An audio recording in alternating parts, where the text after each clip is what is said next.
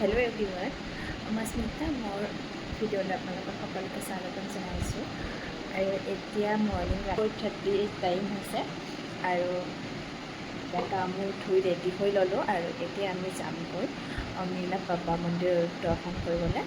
আৰু যিহেতুকে সোমবাৰ বহুত মানুহৰ সেই ৰাতিপুৱা জল্দি উঠিছোঁ আৰু গাটো ধুইছোঁ। ব্লগটো ইয়াৰ পৰাই ষ্টাৰ্ট কৰিছোঁ। এইটো আমি থকা ৰুমটো য'ত আমি কলিতা হোমষ্টে বুলি কোৱা, তাত আমি ৰাতিটো থাকিলোঁ আৰু এতিয়া ইয়াৰ পৰাই আমি যামগৈ অগ্নিনাথ বাবা মন্দিৰলৈ। তেন্তে সম্পূৰ্ণ ভিডিঅ'টো চাই থাকিব শেষলৈকে। এয়া পূৰা ৰেডি হৈ ল'লোঁ, বগা কাপোৰযোৰ পিন্ধি ল'লোঁ, ৰেডি হৈ এতিয়া আমি যামগৈ মন্দিৰলৈ বুলি। চাই থাকিব ভিডিঅ'টো।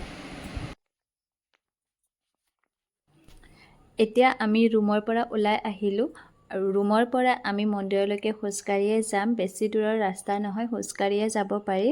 ৰাতিপুৱা সময় হৈছে 5টা বাজিছে। মন্দিৰত গৈ পোৱালৈকে কিমান মানুহ হয় নাজানো আৰু আমি গৈ আছোঁ মন্দিৰলৈকে।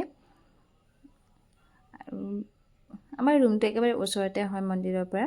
এতিয়া ওচৰতে থকা দোকানত আমি সোমাই দোকানৰ পৰা পানী বটল আৰু যিখিনি লাগে মন্দিৰত নিব পাৰি সেইখিনি আমি লৈ যাম।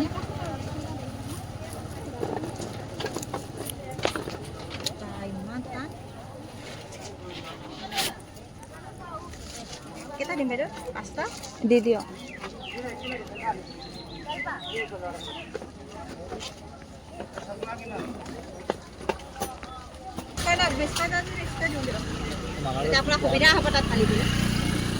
তাত সিহঁতে মিক্স কৰি নিদিয়ে ন?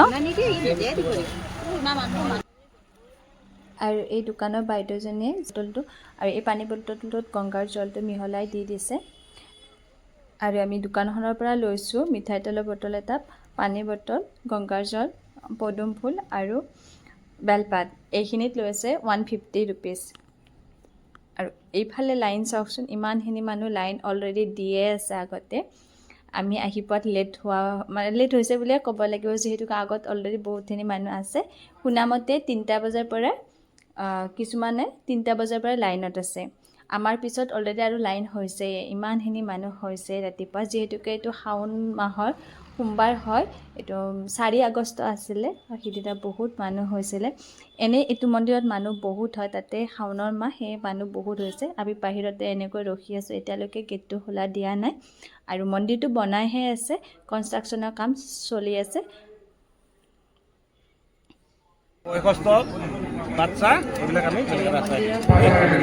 কৰিলোঁ যদিও বা বাহিৰত লাইন দি আছোঁ, কিন্তু ভিতৰত গেটটো খুলি দিয়াৰ লগে লগে এনেকৈ আৰু নতুনকৈ লাইন দিব লগা হ'ল ভিতৰত। কিন্তু ইয়াতে এইটো যে সুবিধা কৰি দিছে বাচ্ছাখিনি আৰু বয়সস্থ লোকসকলৰ কাৰণে বেলেগ লাইন, সিহঁতৰ জল্দি হৈ যায়। যিহেতু বাচ্ছাখিনি থাকিবৰ কাৰণে অসুবিধা হয়, ইমানখিনি মানুহৰ ভিৰ দেখিছেই নহয় আপোনালোকে। আৰু এইটো হৈছে ৰাজহুৱা বন্তিগছ আৰু ইয়াতে ৰাজহুৱা চাকিটোতে তেলখিনি দিয়া হয়। ওচৰতে গংগাৰ জলৰ পাত্ৰটো আৰু এইফালে তামোল পাণ নিৰ্মালি যিখিনি আপোনালোকে আনে এইখিনি ইয়াতে দি দিব পাৰে। আৰু ইয়াতে আপোনালোকে ঘৰৰ পৰা শৰাই আনিব নালাগে। যদিহে আপোনালোকে শৰাইখন দিব বিচাৰে তেন্তে শৰাইখনৰ নামত 501 ৰুপিজ এটা আপুনি দি দিব পাৰে। ধূপ আনিব নালাগে। যদিহে ধূপটো আপোনালোকে লৈ আহে তেতিয়াহ'লে সেই ধূপটো আপোনালোকে ঘৰত গৈ বাবাক মনত কৰিব দিছে সেই ধূপটো জ্বলায়। আৰু এইখিনি মই কোৱা কথা নহয়, এই মন্দিৰত কোৱা কথাই কৈছোঁ আপোনালোকক। আৰু আমাৰ মন্দিৰ দৰ্শন হৈ গ'ল 9:30 আৰু এতিয়া ৰাতিপুৱাৰ পৰিৱেশটো চাওকচোন বাহিৰত 9:30 অলৰেডি আৰু মানুহ আছেই ৱেইট কৰি। বহুত ভাল লাগিছে মন্দিৰটোত আহি। যদিহে বাবাই বিচাৰে যেতিয়া মন্দিৰটো কমপ্লিট হ'ব তেতিয়া হয়তো যদি বিচাৰে কেতিয়াবা নিশ্চয় আকৌ এবাৰ আহিম বুলি মনতে আশা কৰি গৈছোঁ।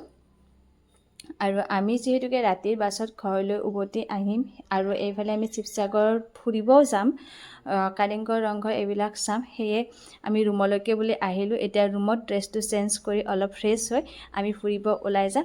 নেক্সট ভিডিঅ'ত দেখাই থাকিম। ভাল লাগিছে যদি এইটো ভিডিঅ' লাইক কমেণ্ট কৰি দিম।